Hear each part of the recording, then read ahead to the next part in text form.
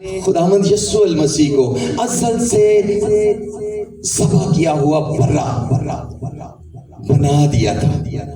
اس نے انسان کی نجات کا انتظام، پلان، منصوبہ بنا لیا تھا. لیکن ہوا کیا کہ یہ آخری جو 400 سال تھے جب خداوند یسوع المسیح نے اس دنیا میں تشریف لانا تھا، تو خدا ان 400 سالوں میں خداوند کے لیے اور خداوند کی منادی کے لیے، انجیل کی منادی کے لیے اس سارے انتظام کو کر رہا تھا جو 400 سال بعد ہونے والے تھے.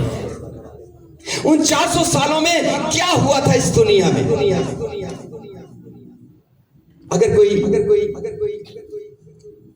یہاں پہ تاریخ کا اسٹوڈنٹ بیٹھا ہے تو اس کو ضرور پتا ہوگا کہ جب خداوند 400 سال خاموش رہا تو وہ دور وہ تھا جب یونانی تہذیبوں نے اور رومی تہذیبوں نے جڑ پکڑی تھی اور وہ ڈیولپ ہوئے تھے. اور اب اس میں خدا کی بڑی جو ہے ایک مصلحت شامل تھی کہ خدا نے چاہا کہ یونانی جو ہیں وہ اس وقت کے اس دور میں اپنے آپ کو بڑھائیں، اور رومیوں کو بھی خدا نے موقع دیا تاکہ وہ بھی ان 400 سالوں میں کام کریں. اب دیکھتے ہیں کہ یہ کیوں خدا نے یونانی اور رومیوں کو جو ہے موقع دیا. اس لیے کہ آج چلیں میں آپ سے پوچھنا چاہتا ہوں، آج کی انٹرنیشنل لینگویج کون سی ہے؟ بولیے گا ذرا زور سے، سارے بولیے گا. انگلش ہے. اور جہاں بھی ہم دنیا کے کسی کونے میں بھی چلے جاتے ہیں، کسی ملک میں چلے جاتے ہیں، تو انگلش کو انڈرسٹوڈ کیا جاتا ہے، اس کو سمجھا اور بولا جاتا ہے. اسی طرح ان 400 سالوں میں خدا نے یونانی زبان کو انٹرنیشنل لینگویج کے طور پر جو ہے رائج کروایا، تاکہ جب نیا عہد نامہ، خوشخبری، گاسپل یہ جب لکھی جائے تو پوری دنیا اس کو جان سکے. اور آپ جانتے ہیں کہ نیا عہد نامہ کس زبان میں لکھا گیا؟ یونانی میں. تو یہ 400 سالوں کے درمیان یہ جو خدا نے تہذیب کو پلنے کا اور بڑھنے کا موقع دیا تھا، اس میں یہ ایک امر پوشیدہ تھا کہ خدا چاہتا تھا اس لینگویج کو انٹرنیشنلی یوز کرے.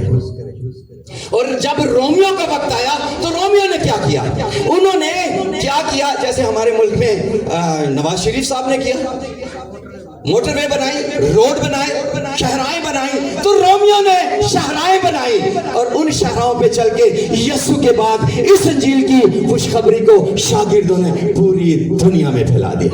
ہاللویا، کہیں ہاللویا، ہاللویا. تو یاد رکھیں کہ جب ہم کرسمس مناتے ہیں تو اس سے پہلے یہ 400 سال کی خاموشی کو یاد رکھیں. اس میں خدا کا ایک مقصد تھا. کبھی کبھی میری اور آپ کی زندگی میں بھی خدا خاموش ہوتا ہے، کوئی بات نہیں کرتا. ہم دعا کرتے ہیں، ہماری دعا کو جواب نہیں آتا، ہم جھجھا جاتے ہیں، پریشان ہو جاتے ہیں. لیکن یاد رکھیے جب بھی خداوند خاموش ہوتا ہے آپ کے لیے، آپ کی زندگی کے لیے، آپ کے خاندان کے لیے وہ بہت اچھا اور عظیم منصوبہ بنا رہا ہوتا ہے. ہاللویا. کیا کر رہا ہوتا ہے؟ عظیم منصوبہ بنا رہا ہوتا ہے، کیونکہ آپ کی زندگی میں خدا نے کوئی بہت بڑا کام کر رہا ہوتا ہے. جیسے کہ 400 سالوں میں خاموشی رہی اور پھر اس کے بعد ایک بہت بڑا کام ہوا، اور وہ بہت بڑا کام تھا یسوع مسیح کا اس دنیا میں آنا. اب یسوع مسیح کی پیدائش میں ایک اور کریکٹر جس کو اکثر میں نے تو کبھی نہیں سنا یا بہت کم خدا کے خادمین ہیں جب کرسمس کے موقع پر اس ٹاپک کو لے کے بات کرتے ہیں.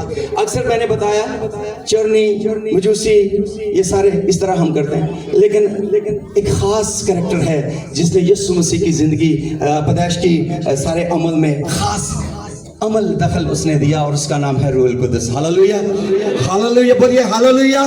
روح القدس تھا جس کی قدرت سے خداوند مریم کی کوکھ میں پڑا اور پھر اس کی پیدائش ہوئی. روح القدس تھا جس نے الیشبا کو بتایا کہ مریم کی کوکھ میں خداوند ہے. الیشبا تھا جس کا خدا کا روح تھا جس نے زکریا کو بتایا کہ جو مریم کے پیٹ میں ہے وہ خداوند ہے. اور اگر آپ لوکا کو پڑھتے، میں شارٹ کر رہا ہوں، لوکا کو پڑھتے ہیں، متی کو پڑھتے ہیں، ہمیں یہ ملتا ہے کہ سارے سینیریو میں، خداوند کی پیدائش کے سارے سینیریو میں روح القدس کا ایک بہت بڑا کام ہے.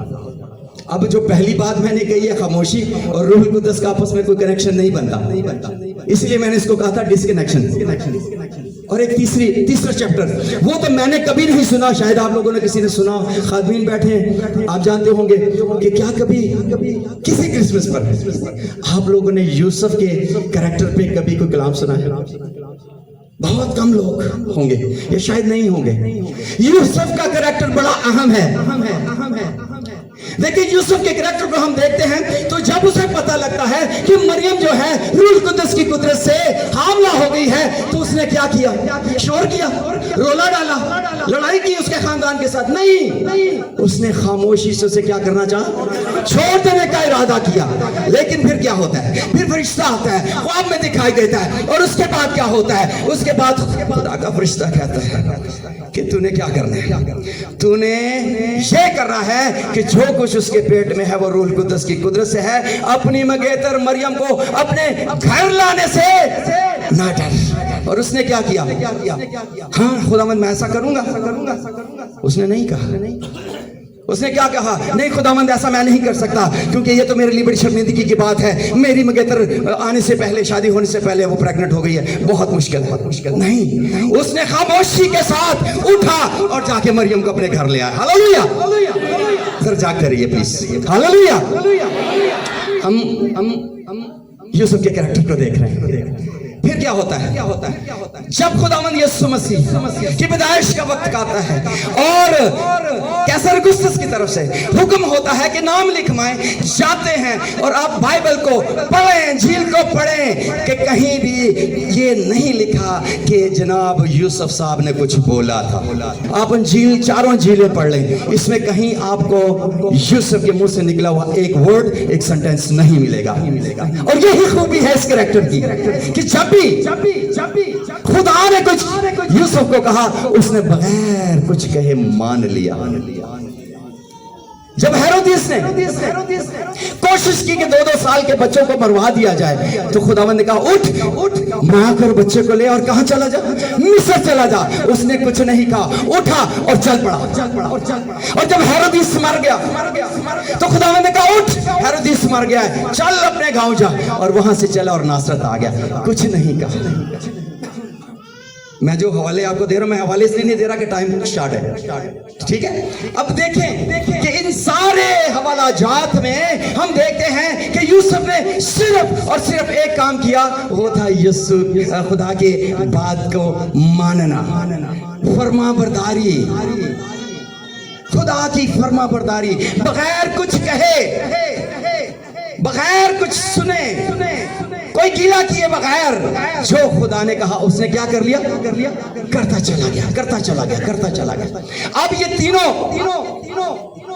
جو کریکٹر ہیں عنوانات کے حساب سے بالکل ڈیفرنٹ ہے، لیکن اب میں اس کو ذرا جوڑنے کی کوشش کرتا ہوں کہ جب کبھی بھی خداوند ہماری زندگی میں کچھ کرنا چاہتا ہے اس سے پہلے خاموشی آتی ہے، خداوند خاموشی میں آپ کے لیے منصوبہ بناتا ہے اور اس کے بعد آپ کو اپنے منصوبے سے آگاہ کرتا ہے اور آپ کی زندگی میں اس کا منصوبہ سامنے آتا ہے تو پھر کیا کرتا ہے؟ خدا کا پاک روح آپ کی زندگی میں اس منصوبے کو عملی جامہ پہناتا ہے، اور جب آپ عملی جامہ پہن جاتے ہیں، خدا کے منصوبے کو جان جاتے ہیں، تو اس کے بعد آپ کے لیے یہ لیسن ہے کہ آپ نے کیا کرنا ہے؟ خاموشی سے خدا کے حکم کو مانتے چلے جانا ہے اور فرما برداری کے ساتھ خدا کے ساتھ چلتے رہنا۔ میں چاہوں گا کہ آج اس دفعہ آپ جب کرسمس مناتے ہیں تو خداوند یسوع مسیح کی اس پیدائش کو ذرا اس اینگل سے دیکھیے، اور میں آپ کو بتانا چاہتا ہوں کہ یسوع مسیح 2024 سال پہلے پیدا ہو چکا ہے، اس نے دوبارہ پیدا نہیں ہونا۔ اب میں نے اور آپ نے یسوع میں پیدا ہونا ہے، ہاللیلویہ۔ میں نے اور آپ نے کیا کرنا ہے؟ یسوع میں پیدا ہونا ہے اور خداوند یسوع میں شریک ہونا ہے۔ اپنی زندگیوں پہ غور کریں گے، اگر آج تک میں یسوع کو نہیں جان سکا اور میں یسوع میں پیدا نہیں ہوا تو اس کرسمس پہ یہ کیجئے، چرنیاں بدان دے بجائے اپنے آپ نو یسوع دے حوالے کر دو۔ ہاللویا، یسوع میں پیدا ہونے کی کوشش کیجئے، اور جب آپ ایسا کریں گے تو آپ ابدی زندگی کے حقدار ہوں گے۔ کس چیز کے؟ ذرا تیز بولیں جی، ابدی زندگی کی بات ہو رہی ہے۔ کس چیز کے حقدار ہوں گے؟ ابدی زندگی کی۔ اور یسوع مسیح نے تو خود فرمایا، یوحنا 10:10، میں اس لیے آیا کہ وہ زندگی پائیں اور کثرت کی زندگی۔ آج آپ کو خداوند یسوع مسیح کثرت کی زندگی دینا چاہتا ہے۔ آج خداوند آپ کو اپنی پرانی زندگی سے نکال کے اپنے اندر سمونا چاہتا ہے۔ وہ چاہتا ہے کہ وہ تو پیدا ہو چکا، آج میرے بیٹے، میری بیٹی، میری بہن، میرا بھائی مجھ میں پیدا ہو جائے۔ اس لیے میرے عزیزوں، آج کا جو کرسمس کا پیغام ہے آپ کے لیے کہ خداوند چاہتا ہے کہ آپ یسوع میں پیدا ہو جائیں۔ ہاللویا، کس کس کو سمجھ لگی میری بات کی؟ ہاللویا، آئے پھر اپنی آنکھوں کو بند کرتے ہیں۔